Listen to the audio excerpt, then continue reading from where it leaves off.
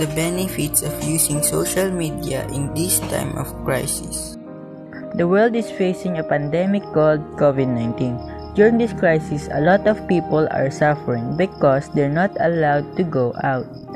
They can't buy some groceries. Luckily, we have SNS that enable us to buy necessities. And we can't go to our friends and loved ones. But it's our part to stay home. If we stay home, the spread of COVID-19 will stop. Listen to the frontliners, to the police and the government because they are our heroes.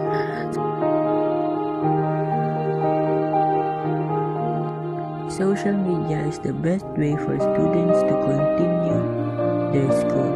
We can do school on social media sites like PSmart and Google Meet.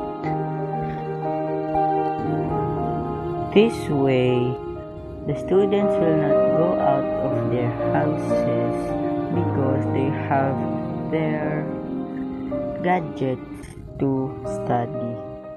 There are people like the frontliners that are far away from their family. They can't call or see their family for months.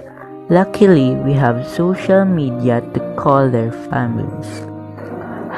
Now the frontliners can know that their families are doing okay. Social media is